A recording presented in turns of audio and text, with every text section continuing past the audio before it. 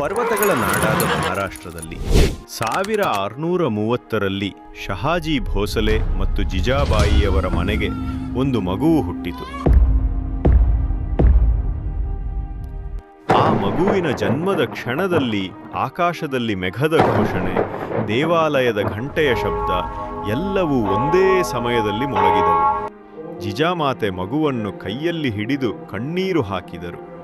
ಆ ಕಣ್ಣೀರಿನಲ್ಲಿ ಪ್ರೀತಿ ಮತ್ತು ಪ್ರಾರ್ಥನೆ ಎರಡೂ ಇತ್ತು. ಅವರು ದೇವರಿಗೆ ಹೇಳಿದರು, ಈ ಮಗು ನಂಗಷ್ಟೇ ಅಲ್ಲ, ಈ ಮಣ್ಣುಗೂ ಸೇರಿದೆ. ಈ ಮಗು ಜನರಿಗಾಗಿ ಬದುಕಲಿ.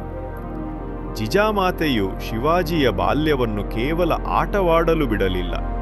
ರಾತ್ರಿ ತಡವಾದರೂ ರಾಮಾಯಣದ ಕಥೆ, ದಿನವಿಡೀ ಧರ್ಮದ ಪಾಠ. ಯಾವಾಗಲೂ ಮಗನಿಗೆ ಹೇಳುವುದೇನೆಂದರೆ, ರಾಜನಾಗುವುದು ಸುಲಭ, ಆದರೆ ನ್ಯಾಯನಿಷ್ಠ ರಾಜನಾಗುವುದು ದೇವರ ಕಠಿಣ ಪರೀಕ್ಷೆ ಎಂದು ಅವರು ಹೇಳುತ್ತಿದ್ದರು. ಶಿವಾಜಿ ಬಾಲ್ಯದಲ್ಲೇ ಕತ್ತಿಯ ಬದಲು ಪುಸ್ತಕವನ್ನು ಹಿಡಿದ. ಆದರೆ ಆ ಪುಸ್ತಕವೇ ಅವನಿಗೆ ಬಲವಾದ ಆಯುಧವಾಯಿತು. ಶಿವಾಜಿ 16ನೇ ವಯಸ್ಸಿನಲ್ಲಿ ತೋರಣಾ ಕೋಟೆ ಗೆದ್ದರು. ಮಳೆ, ಕಲ್ಲು, ಬಂಡೆ ಎಲ್ಲವೂ ಅಡ್ಡಿಯಾದರೂ ಹಿಂತಿರುಗಲಿಲ್ಲ. ಅವನೊಂದಿಗೆ ನಿಂತು ಹೋರಾಡಿದ ಪ್ರಜೆಗಳು ಹೇಳಿದರು, ಈ ಯುವಕ ರಾಜನಾಗಬೇಕು. ಶಿವಾಜಿಯು ಆ ಕೋಟೆಯ ಮೇಲೆಯೇ ಮೊದಲ ಬಾರಿಗೆ ಕೇಸರಿ ಧ್ವಜ ಹಾರಿಸಿದರು.